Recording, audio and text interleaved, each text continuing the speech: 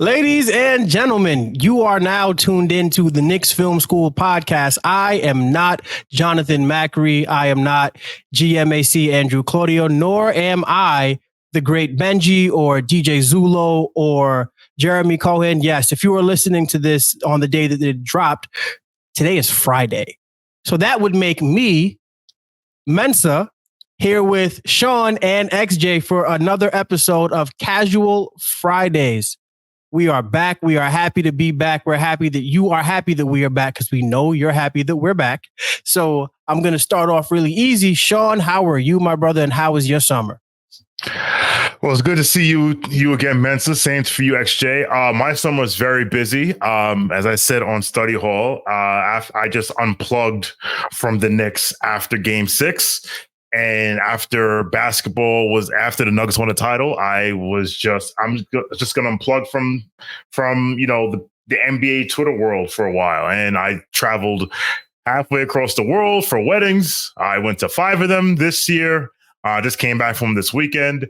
So I've detoxed from basketball, and now I'm ready to purify myself in the waters of Lake Minnetonka basketball once again for the next 7 to 9 months. Elite reference, my friend. Elite reference. XJ, how are you, brother? Yo, it is good to see you guys. I'm so happy to be back on Casual Friday, vibing with the crew. This summer, I didn't do that much. I wish I went on a wedding tour like Shawn did and traveled around the world. No, you don't, because it costs too much money. That's another thing. But I wish I did it and Shawn paid for it. How about that? Which would make no sense. But my summer was good. I did a little bit of traveling, went out to the West Coast a little bit. You know, it was cool. It was pretty chill. For the most part, I just sweated my butt off over here in hot ass Florida, where every day was 110, 115. So, you know, that's kind of how I spent my summer, just like sheltering indoors from the heat. But I'm happy. It's chill now. It's about like 75 outside and it's beautiful. And you know what that means? It means it's basketball season. So I'm ready to go. Some of us are very lucky that on October 12th, it could be 75 degrees outside and we're not like worried that the climate is going to hell. I paid for it in New York. I paid for it with the summer though. I got to say, I paid for it. Yeah, I heard. Yeah, Florida summers are legendary and not for good reasons. But yeah, I'm happy to hear you guys had good summers. XJ, yours was a little sweatier than I'm sure you would have liked. Shawn, yours was a little more expensive than you would have liked, but it sounds like it was relaxing and good. My summer as for me, I did a lot of work. I'm a sports junkie 24/7. So this summer was hard because the Mets weren't good and the Yankees weren't much better. So New York baseball took a season off. Football, we'll just not talk about football. We don't need to do that. Unless you're like Shawn, who's a Ravens fan, or maybe root for the Steelers or any team who doesn't play in the tri-state area. Or me and you're a Dolphins fan. Oh, or I forgot XJ's a Dolphins fan, man. Congratulations, brother. It's looking like a good season. I like to enjoy sports and I like to see people that I like enjoy sports. So I'm vicariously living through you. But as for me, maybe we'll try again next year. And I'll probably have my chest boasted and everything the way I normally do for all my teams. But the team we're here to talk about today is the New York Knicks. It is the preseason. We had one game underway. I was very encouraged by it. RJ Barrett was 9 for 9 from the free throw line. That's all I needed to see. Jalen Brunson in 5.5 minutes gave the Boston Celtics B team a whole lot of work. And that's what you want to see when you have a player who is a star in this league. You want to see when he's playing against scrubs that he makes it look like you guys don't belong on the court with me. So that's all we needed to see there. Mitchell Robinson looks like he's in mid-season form. And the other guys, Manuel quickly looked great. Love how Dante DiVincenzo looked. But we are not here to give you guys a recap of preseason game 1 because that's not fun.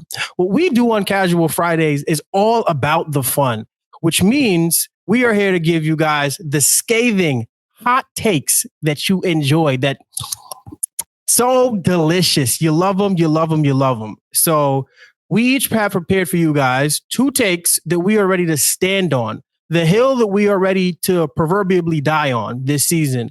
I have 2, XJ has 2, and Shawn has 2. So without further ado, XJ, can we have your first hot take of the season? All right. It is a new season, 23-24 season. I'm coming out the gates on fire. Casual Friday, first casual Friday of the season. My big prediction, my hill I'm ready to die on. Tibbs.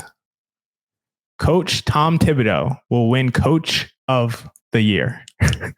Woo! It is hot. Why did I wear a sweater to this? All right. So let me give my justification. And honestly, Shawn, I feel like you want to say something. You're miming into the mic right now. No, I'm not going to. I'm here to listen. Go right ahead, brother. All right. Listen.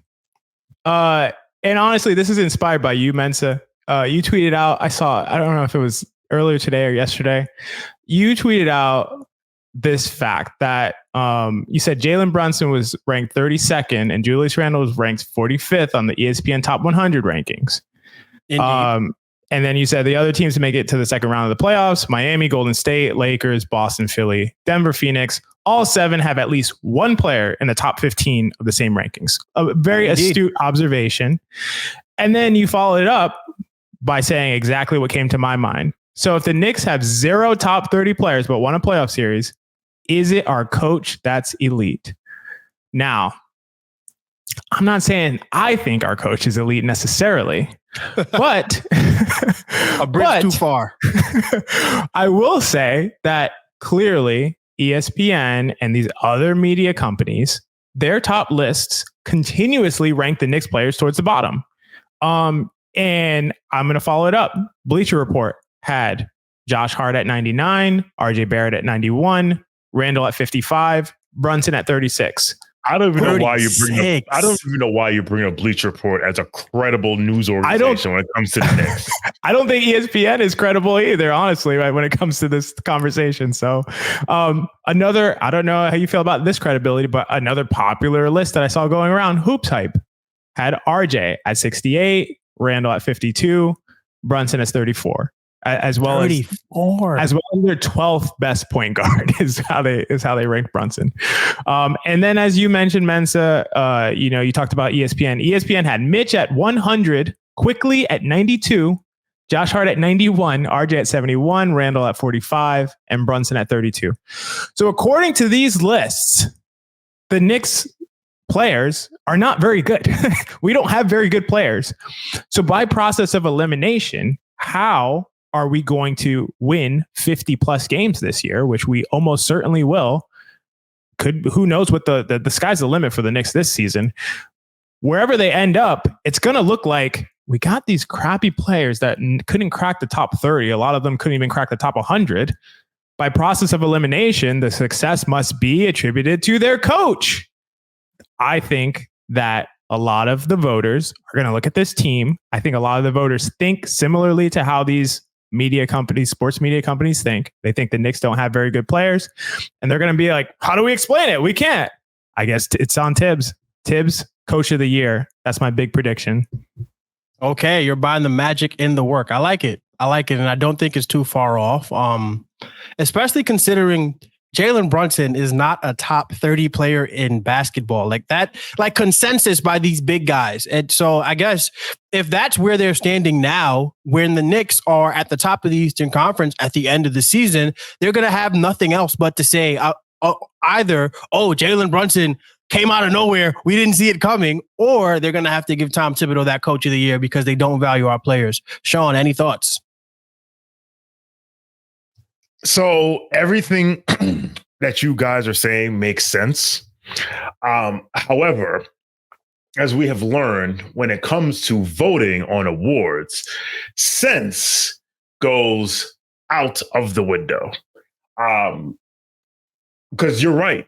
If all of our players aren't that good, because the Knicks are the only team I know in NBA history to have a player make All NBA that's considered the 35th best player in the league on his best day. 100%. But crazy. Two All NBAs. And ESPN had Mitch at 100 and Jared Allen at 50. And after we insanity, whatever. Listen. Like I said, shout out to Mino Hassan. Works every time. So here's the thing for Tom Thibodeau to win coach, if Tom Thibodeau win coach of the year, this will be the third time he's won the award. So when you said this, I said, how many people have won this award 3 times? So I went and I looked up who's won this award 3 times. And it's Don Nelson, Pat Riley, Greg Popovich. Now, the problem is Pat Riley won it in 1989-90. And he won 3 times, and all 3 times he won it, the Lake. He won actually 3 times with 3 different teams. I'm pretty sure he's the only guy to ever do it. But all 3 of those teams won 60 games. The Popovich won it 3 times. He won it in where it was just right here, and now it wants to go hiding. Here it is. He won it in 2003. He won in 2012. He won in 2014. 2 of those seasons, 60 games. Another season, they went 50-16, but that was 2011-12. So that was a lockout shortened season. So that equates to 61 season.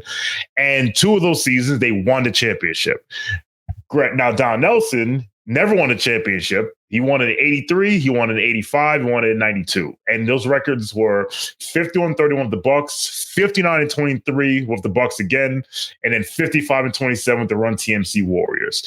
So I just don't, what you're saying makes sense. It's just that I just don't see, because I remember the last time he won it, they're like, this dude didn't even have like a win percentage that equaled like 50 wins, but he won. And also, you and I know, and some people disagree, that there is a Knicks tax that we have been fighting for. And the last thing these people want to do is give the Knicks any more accolades for the things that they've accomplished. So listen, I'm with you in theory, because in theory, if this team wins 51 games and apparently all of our players suck, it should be the coaching job. But I just can't wait. I actually can't wait to see how the writers justify that one. I just want to say real quick, because I hear you, Shawn. I didn't realize that's a great fact that you pulled up about the 3-time Coach of the Year award winners. That does put a little dent in my case, because I think they're going to look at that. But I do want to say, while these media company lists and while maybe some of the writers think that the Knicks aren't very good, I know the 3 of us and also the impact metrics all agree that the Knicks are very good. And I just want to say, in terms of organizing players into tiers of value, the impact metrics are definitely better than all of these media companies and writers. Last year had Randall, Mitch, Quickly, Brunson, Hart, and Grimes all within the top 80. And every single one of them, almost every single one of them, was ranked higher than any of these ranking lists had them. So I don't think the Knicks players are bad. I think these writers don't really know what they're talking about when it comes to ranking players accurately, or there's some Knicks tax going on. But either way, I don't agree with it. I just wanted to clarify that. No, fair enough. Yeah, I think that's very fair. I do think that, look, Tom Thibodeau is not Pat Riley. He's not Greg Popovich, but he could be Don Nelson. that one is not what I'm too worried about. Shawn, what's your take? All right. So this take's actually somewhat related to who Tom Thibodeau is and how he approaches the season. And my take is that the New York Knicks are going to win the first ever play-in tournament. And the reason I say that, I think you mean the in-season tournament. It's the in-season tournament. We Hopefully don't want to win the play-in tournament. Yeah, we don't want to win the play-in tournament. That would be the Atlanta Hawks play-in tournament all-stars. Not the Knicks. I'm sorry. What a great moniker for the Hawks. Oh my goodness! Listen, I've been said it. He's the king of the play-in, but that's neither here nor there. King of New York, king of the play-in. Look. We have a head coach that takes every single regular season game seriously. Like, he wants to win every single game. We have arguably, no, I said this, 4 through 10, the Knicks 4 through 10 is second to none. So when you have this really deep team with really good players, with a coach that wants to win every game, like, listen, I can totally see the Bucks who are in our group saying, you know what, we have bigger fish to fry. And that's the only team we really got to worry about. Because basically, if you don't win your group, then it's like tiebreakers, like the World Cup and da da da. So like, you kind of want to win your group. And I can see Milwaukee saying like, "F this, we're trying to win a championship." So that's number one. And number two, the other reason why I believe it is so basically the way to, if you disguise a tournament as a regular season game for Tom Thibodeau, he's going to go after it hard because he's not thinking about the cup. He's thinking about, well, there's a game in front of me. I might as well win it. The second thing is it would be absolutely perfect for banter and narratives and agendas for the Knicks to be the first in-season tournament champions. And the narratives and the banter and the BS would fly and, oh, this doesn't count. And that. 'Cause listen, we have people that downplay the Lakers championship. We have people that downplay the Bucks championship. Could you imagine this? Oh, my God. It's going to be like, see, we told you this didn't matter. The Knicks won it. Nobody cares. So that's the Knicks are going to win it. And I believe that so much. And I'm pretty sure I bet this at like 20, I believe it's 22-1. Yes, the Knicks are 22-1 to win. Yes, 22-1 to win the in-season tournament. I like those odds. I like those odds a lot. And I like the way you're thinking there because you're right. Tom Thibodeau cares a lot about the regular season. A lot more than teams like I think Boston will care or teams like Milwaukee, who's in our division, because, their players are on the other side of 30. They've been in enough regular seasons. They don't value it as much as our guys do, a younger team. Still, I think we still have the youngest team. And as far as playoff rotations went, we had the youngest playoff rotation in basketball, returned all of those players except for Obi Toppin. And then on top of that, the Knicks are good. We are a good team that values the regular season. And I think that's what's most important here is that the New York Knicks are a good team and teams are going to have to come see us. We're the only team. I don't know if we're the only team, but we swept Denver last year in the regular season because that's how much we care about the regular season. XJ, you have a take on this one? No, I think that's a great call. I didn't even think about that because I think that, the Knicks are going to care about this play-in tournament as much as they do about the playoffs because Tibbs cares about the regular season as much as he does about the playoffs. Like they're all games to win and he's going to want to win them all. So definitely the Knicks are going to be fighting, scrapping and clawing. Josh Hart's going to be flying all around and the other teams are going to be like, what the hell? Is it November or what month is it? Is it May or is it November? So I think that's a good call. I could definitely see that happening. I will do one quick correction. So we don't have to worry about Boston because they're not in our group. So our group is Milwaukee, Miami, Washington, Charlotte. Like I said, Milwaukee I can see them not giving a rat's ass. Miami, listen, Jimmy told you he doesn't care about the regular season after the All-Star break. Now, Washington and Charlotte, Charlotte ended a 10-game winning streak last year, but they're Charlotte. And Washington, listen, we'll win that game 145-143. And Jordan Poole will have 46 points for no reason. But listen, they can get out of this group. And if they get out of this group, anything can happen. I agree 100%. I think that the New York Knicks are as good a shot as any team in that division to win, especially because, look, Miami, they didn't get Dame. But they already have this one random dude who's like a 2K avatar who's having a great preseason so far. I forgot his name already, but I'm pretty sure he's going to remind me when he hits a dagger 3 against the New York Knicks in the regular season this year. But I love that take. I love that a lot.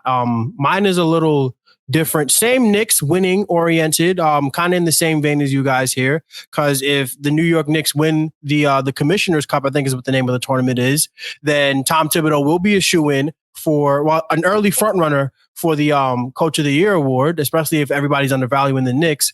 But where I am with my first take is that I believe that Game 1 of the New York Knicks 2023-2024 playoff run will start at Madison Square Garden. I believe the New York Knicks are going to host the first playoff series. I think they're going to have one of those top 4 seeds. I know Philly's there. I know everybody's afraid of big bad Miami. I know everybody's afraid of Milwaukee and Boston, but I like our guys. And it's backed up by the fact that from December 4th on, the New York Knicks played at a 51 win pace. December 4th is when when Quentin Grimes supplanted Evan Fournier in the starting lineup. Deuce McBride came in and the New York Knicks went to a team that we got rid of some of the players who were holding us back defensively and Evan Fournier and Derrick Rose as far as the rotation went. And we decided that we're going to lock in on Tom Thibodeau basketball. And I think from that point on, we were 12th, either 12th or 17th. But Macri had spoke about like what separated us from like a more middle of the pack team was 1 point in defensive rating. So the Knicks were a good defensive team from that point on. After the Josh Hart edition, the Knicks were playing at like a 55, 56 win pace. And that's with, as GMAC likes to call it, LA Fitness Week involved where nobody was playing. So I think the New York Knicks are a really good team. I think they showed us they're a really good team. And I think unlike teams like Philadelphia, who has the James Harden situation, unlike a team like Boston, that's probably going to spend some time gelling, lose more players to injury and load management, as far as like a Drew Holiday, who's in his getting up there in his mid-30s, Kristaps Porzingis, who's never been seen as healthy, even Jaylen Brown and Jason Tatum. Once you have the two J's, you're going to be a good team. But I don't think that there are 4 teams in the Eastern Conference that will have a better regular season record than the New York Knicks. And game 1 of our playoff run will start at Madison Square Garden. I am fully on board with that. Like, I have no qualms about saying that. I'll say it this way. I would be more surprised if they don't host the first game of the playoffs than if they didn't. That's how I feel about the Knicks team, because I mean, I will say, okay, it depends to me on what happens with Harden. I think that does matter, unfortunately, for this season. If Harden goes to Miami, let's say, I think that'll be harder for us to grab that 4th seed. But after Boston, Milwaukee, Cleveland-ish, I think the Knicks are there. I think that's the Knicks spot. And I think they could even battle out with Cleveland for 3. So I love the take. Shawn, anything from you? Let me ask you this. So for them to host a playoff game, that means they have to be a top 4 seed. Yes. Of Boston, Milwaukee, Cleveland, Philly, who did the Knicks finish over? Philly. You said Boston, Milwaukee, Cleveland. Yeah, and Philly. I think Philly easily. And honestly, I do think that the Eastern Conference is going to go. I think we're going to have a better regular season than Boston. I do. I think so. I think Boston is going to maybe catch fire down the stretch of things. Can I see Boston with the 5 seed though? No, that'd be terrible. Let's go Cleveland. I think the safe take here is Cleveland. I think any of them, honestly, I could see a situation where not all 4 of those teams, but I can see us placing ahead of Philly without a doubt. I can see us placing ahead of Milwaukee because of health. They're not a healthy team. I could see one injury derailing Boston's season because they're also not that healthy, unless you think that Sam Hauser is going to step in for Jaylen Brown and be the best basketball player since sliced bread. I don't know. But I think that I just believe in the Knicks so much. I believe in our steadiness. I believe in our coach. I believe, which is a far cry for me to say that. And I think that all of our players are ascending. You know, like Emmanuel Quickley is young. He's on the other side. He's on the good side of 25. You know, RJ Barrett, still 23 years old. Quentin Grimes is 23 years old. These are young basketball players. I think Mitchell Robinson is 25. You know, and he's been on the team for 6 years. These guys are hitting their stride. And I think we have to believe in them. And I think that, well, we don't have to do anything, but I think that part of the fan experience is not only just believing in your team, but believing the trends of things. You know, like young players improve. That is a trend in all of sports. You get better as you age, not as, you know what I mean? Before like 28, like none of these guys are in their physical prime yet. And I think that we can expect them to improve. I think we can expect Jalen Brunson and Josh Hart and DiVincenzo and Julius Randle to be steady as ever while the young guys improve and raise the ceiling of this team. So I like our team. I like what we saw. I like what I saw last year. And I'm very encouraged by all of our young players. And I think that they are going to put in the work and have a top 4 seed, whether that's over Cleveland. Well, I think for sure it's going to be over Philadelphia, but there's a chance they can get that 3 seed. I know that top 3 is really tough with Boston, Milwaukee, and Cleveland. I really can't sit here and convince myself that we're going to be better than any of those 3 teams, but Philly for sure. Philly's headed for a disaster season, I think. I agree with all that, honestly. And I just want to say really quick to your point about these other teams, Boston, Milwaukee, potentially experiencing injury issues because they have older teams. They have guys with injury histories. The Knicks are built for the regular season in that they're built to withstand pretty much any injury. The only injury they probably won't be able to withstand is like a Julius Randle injury, because Brunson goes down, your best player goes down. Guess who you have replacing him? Emmanuel Quickly. And the Knicks honestly didn't lose much when Quickly started for Brunson last year. Grimes goes down. Who do you got? DiVincenzo subs in, kind of do similar things. Barrett goes down. You have Josh Hart. Robinson goes down. You have Isaiah Hartenstein. I mean, we're built to sustain pretty much any injury to a starter or a sub besides Julius Randle. So I think that's a great point about regular season Knicks durability versus some of these other teams that might sustain injuries. That's a great point. And I think we saw that last year because I remember when Mitchell Robinson got injured, we were like, all right, the other shoe is going to drop. The other shoe never dropped. It never happened. We lost everybody for a while there, except for Julius Randle. And I think that we can count on Julius Randle to give us 70+ basketball games. So, yeah, I think that we saw that already. We saw that the New York Knicks are a durable team. And when they have a guy go down, the next man up is the mentality in the locker room. So, yeah, I'm really happy with that. XJ, you gave us your first hot take of the season. So, Shawn, we're going to go to you again for your second take that is going to burn my eyebrows off. So the reason why my mouth was agape when XJ gave his take is because my second take is related to that, but somewhat in reverse. So my take is that this will be the last full season that Tom Thibodeau is head coach of the New York Knickerbockers. Oh, wow. Now, that is indeed a hot one. Now, I'm not saying he's not going to finish the season, but this will be the last full season because, to your point, we have a really deep team. The Knicks are good. They're built for the regular season. They will probably win somewhere between 47 and 49 to 52 games. We've seen teams without true superstars win 50+ games. Those post-Melo Hornet Nuggets, I think they won 57 games with Ty Lawson as their go-to guy. The problem is you get to the playoffs and twice we have seen the offense bogged down in the mud. I believe someone on this panel whose name I shall not mention called the offense a rat fake. I wonder who that could be. I have no idea who would say something like that. But my concern, and shout out to Benji and DJ, I submitted a question on their live stream on Wednesday night, and I said to them, if and when the Knicks trade for the true superstar, does the offense change or stay the same? And I feel as if Tom Thibodeau is going to just ride this offense, which, I said it was ISO heavy. It's not really ISO heavy, but it's more along the lines of you get a mismatch and then you try to take advantage of the mismatch, even when it might not be a mismatch. Hi, Julius, says Bam Adebayo.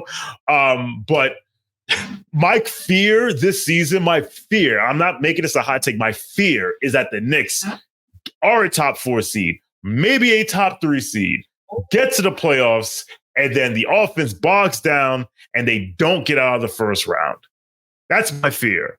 And at that point, it's going to be, all right, this is 3 times in a row where you try this shit and you try the same thing over and over again, expecting a different result.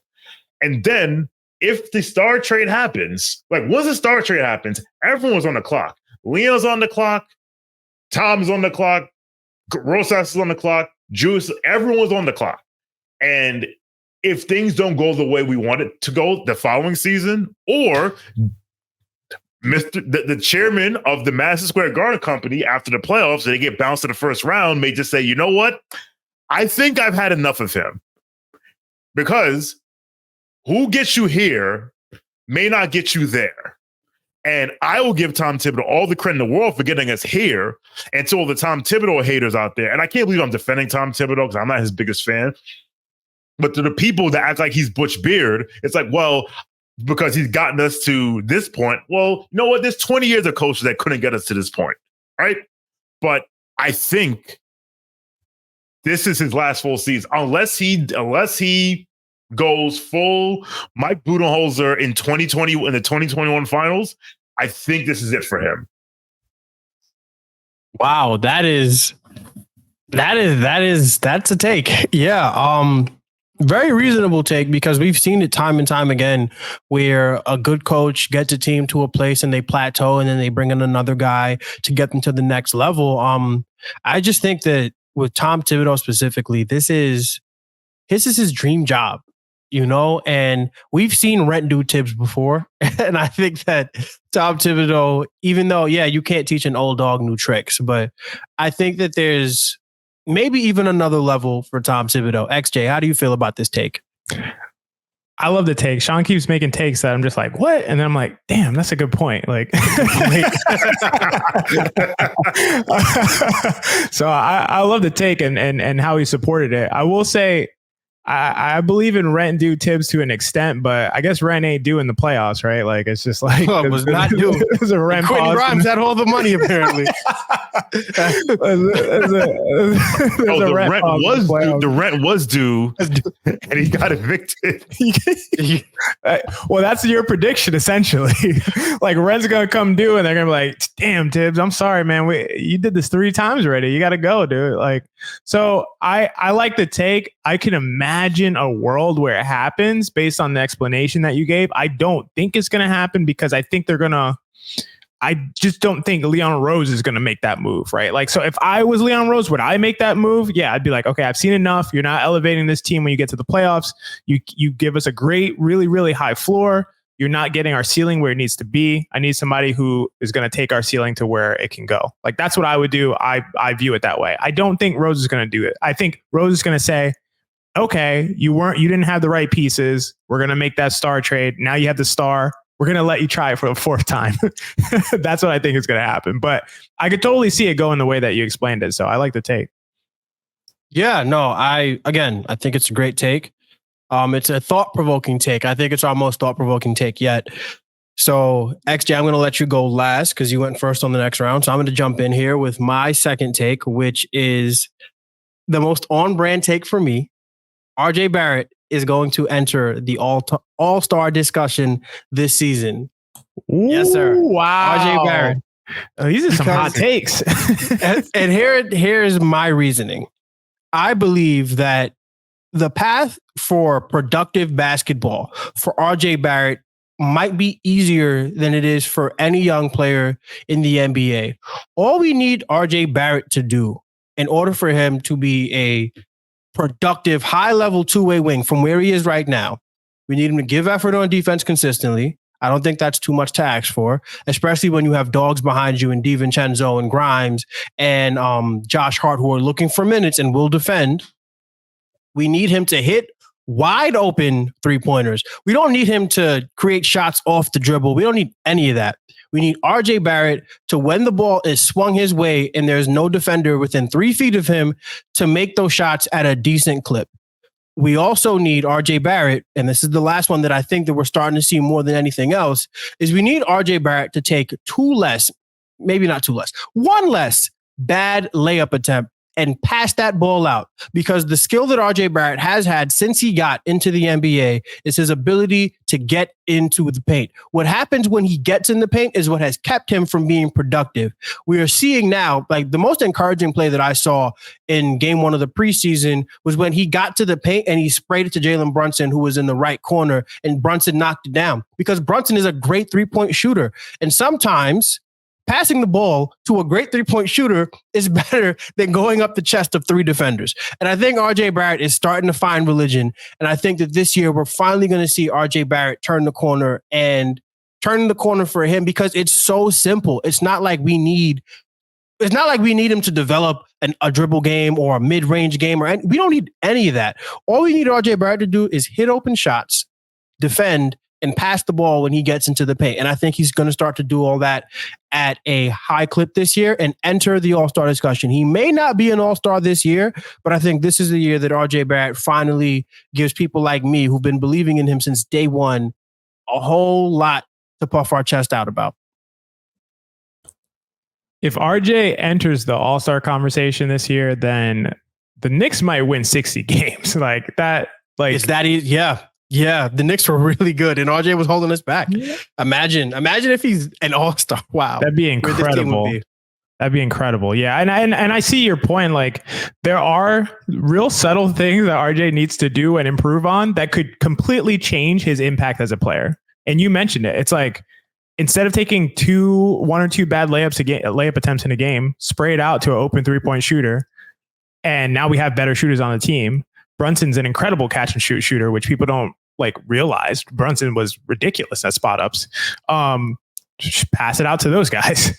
Now you're not only do you have an assist, but like you have an impact producing play and one less field goal attempt and one less field goal. So it's right there. It's compounding. Yeah. It's compounding. So like you're adding to your counting stats, you're adding to your impact, you're taking away some of the negatives that you were adding previously.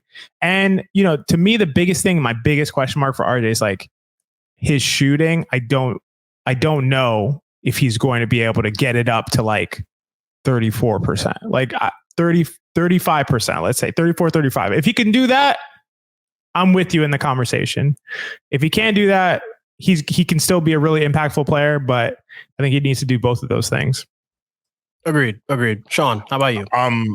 Listen, Lord knows we've been saying for years, like, if we could just get those going up his chest and get his shit boarded twice a game, 3 times a game out of his diet and turn those into I got fouled and go to the line and get free throws, it changes the whole game because he's averaged just a shade under 20 a game.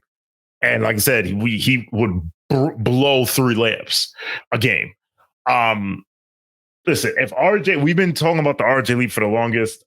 If RJ, like you said, if RJ takes that leap, like the Knicks are the 1 seed if that happens. They're the 1 seed. Can I ask you, is it a leap? Like, what are we asking for? We're not asking him to become SGA here. We're just asking him, again, to leverage his ability to, he has 2 things that really work well for him. He's an accurate passer. He may not pass a lot, but when he does, he hits guys in the hands and he can collapse a defense.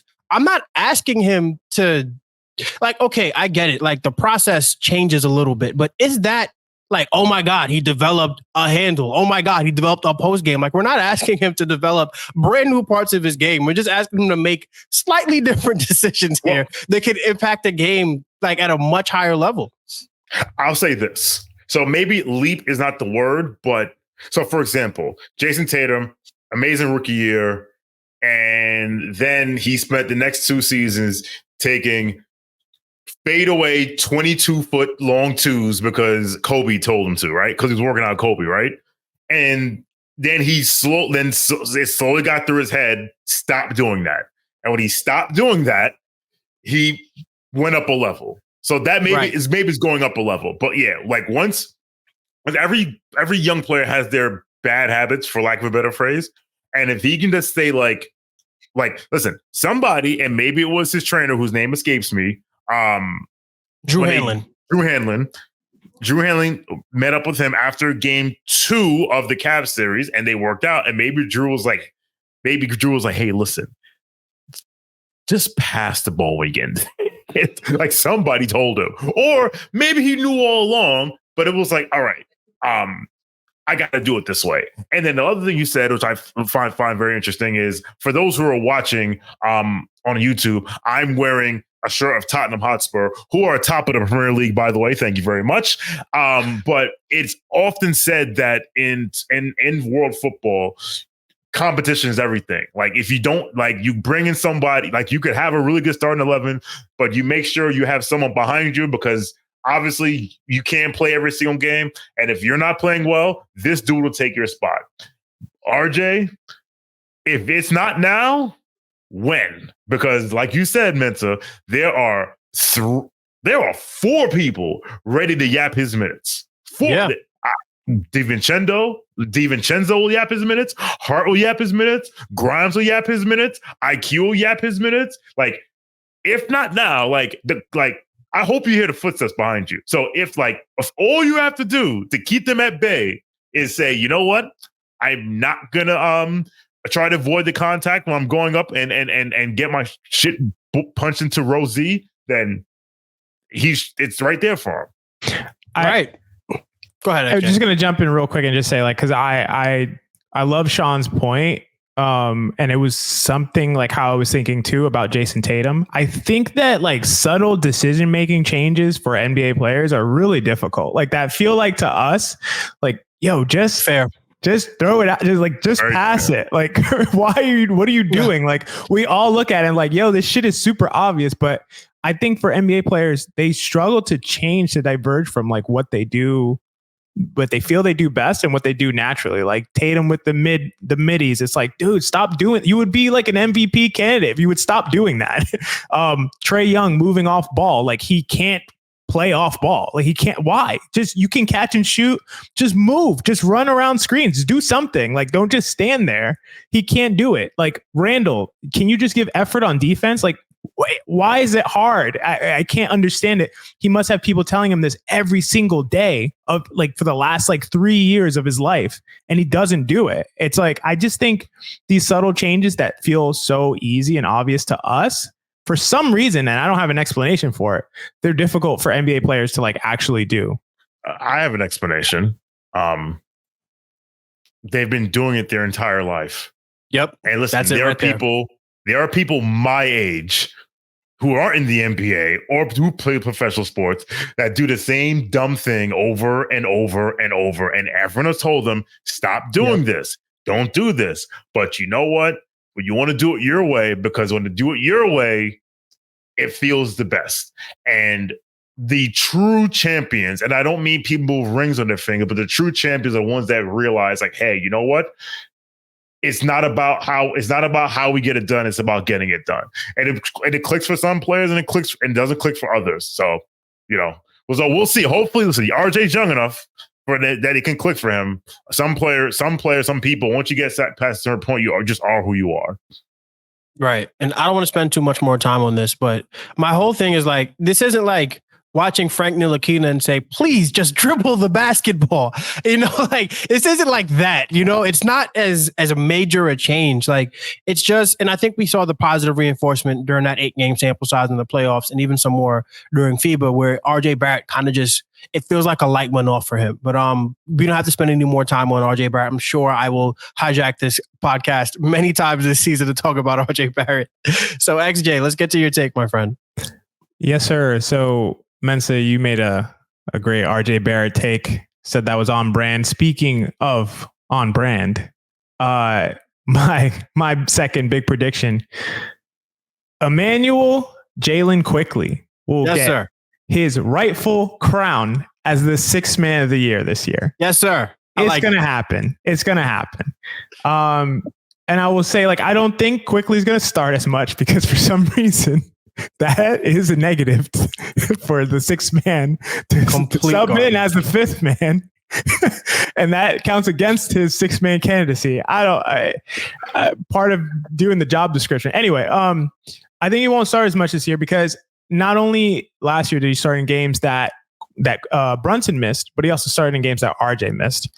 And I think this year, Dante may start for RJ or Grimes missed games, but IQ will close games. So I think he won't start as much. And I do think we're going to see a leap for Quickly so that he is undeniable for the 6th man candidacy. And I think like acknowledging, of course, I always say this disclaimer, acknowledging that impact metrics are not nearly perfect. We can use the most reliable one, EPM, as let's say we just use that as a one number estimate of a player's value, at least like ballpark, right? So Quickly was a 2.3 the last 2 years in a row. Let's say he makes like a modest improvement. He's in season 4. He's age 24. Like we can expect a modest improvement. Let's go from 2.3 to 2.6. So here are guys who are around 2.6 in EPM and are not on rookie deals and are also like somewhat around Quickly's age. These are not like, this is not position specific. This is like any players. Michael Porter Jr., 25, his EPM was 2.3. Brandon Ingram, 26, his EPM was 2.4. De'Aaron Fox, 25, his EPM was 2.8. Zach LaVine, he's 28, his EPM was 2.8. Jaylen Brown, 26, his EPM was 2.6. Now tell me if guys that are making impact along the lines of any of these guys, if those guys came off the bench, they would run away with the 6th man of the year award. Any of those guys, any one of those guys I just mentioned would absolutely run away with it. And I think Quickly is going to produce value along the likes of each of those guys that I just mentioned. And I think it's going to be undeniable, whether it's via his scoring or via his defense, via his shooting, all of the above.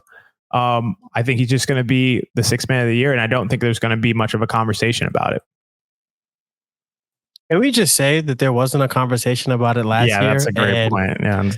And if he didn't, skip all over Boston Garden and, get a lot of people's underwear in a crawl, that maybe he would have been sixth man of the year.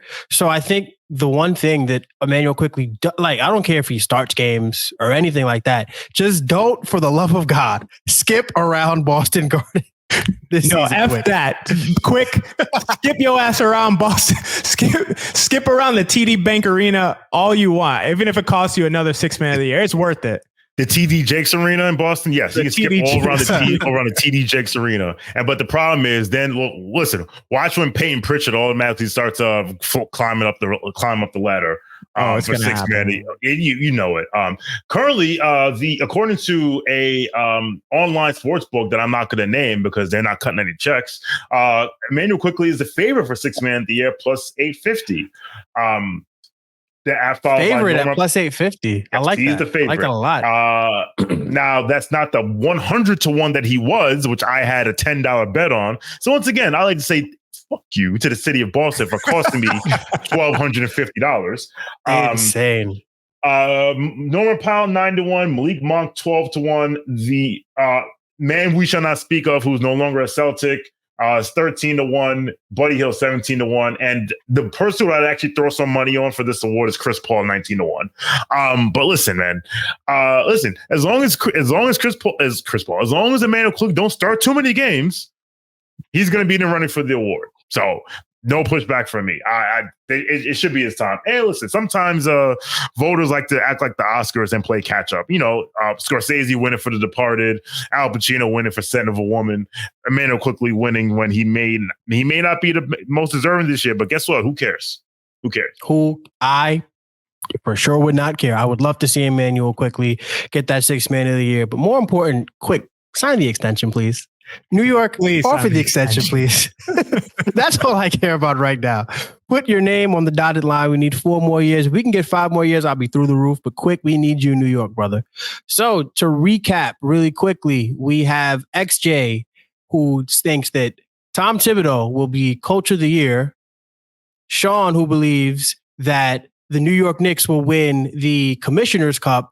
I who believe that the New York Knicks are going to host the first round of the playoffs. I don't know whether that's a 4 seed or a 1 seed, they will be hosting. And then we have Shawn with Tom Thibodeau being his last year as coaching a full season of New York Knicks basketball. I standing on RJ Barrett entering that all-star discussion, and XJ rounding it out with Emmanuel Quickly winning his rightful sixth man of the year award. Shawn, you have any last thoughts for us? No last thoughts.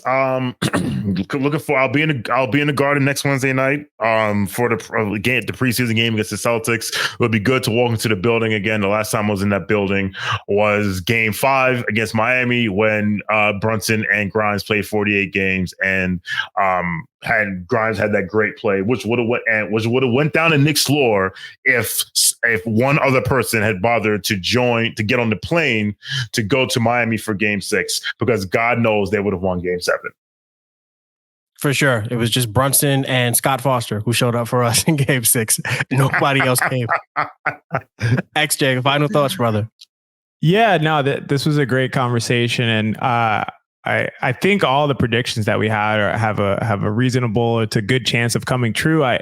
The only thing I'm worried about is that, I don't know, there's so much positivity around the Knicks, like from all of us. And I don't know, it makes me anxious. It makes me fearful. It's like, I don't even have negative things to say. Like, I'm trying to bring out the pessimistic XJ, and I don't have much in me right now. So that makes me concerned. But other than that, yeah, I think these are great predictions. I can't wait to look back at them at the end of the year.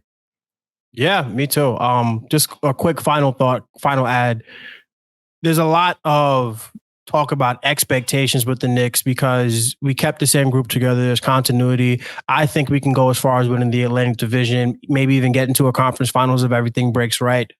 But I think what's most important about this is to remember that we are allowed to enjoy Knicks basketball. You are allowed to enjoy Game 17. You are allowed to enjoy Game 79. You're allowed to enjoy a first-round playoff victory. You are allowed to enjoy your team being down 3-1 and winning a second game. You are allowed to enjoy your basketball team. I feel like in this day and age, we have a culture that it's championship or bust. It's championship or bust. And the fact is, this is an entertainment product. It's not a championship winning product. And the NBA is very entertaining, and allow yourself to be entertained. Allow yourself to enjoy Julius Randle hitting a game winner against Miami. Allow yourself to enjoy Emmanuel quickly skipping all over Boston Garden. Allow yourself to enjoy RJ Barrett. Center. The TD Jakes Center, I'm sorry. Allow yourself to enjoy RJ Barrett coming down Broadway and dunking on Scotty Barnes in a regular season game. Because just like Tom Thibodeau and the New York Knicks were saying, it's one day at a time, day by day, step by step. And we at Knicks Film School and Casual Friday will be with you guys every step of the way, enjoying and recapping the season as it goes along. So for myself, for Shawn, for XJ, this is Casual Friday's first return to the episodes of Knicks Film School, and we are back. We will be back every Friday. Well, I'm not sure about every Friday because Andrew may have some machinations going on this season. But as long as we are here, we will be here to enjoy this ride with you guys. We will laugh together. We will cry together. Bad boys for life. Come on, you Spurs, top of the league.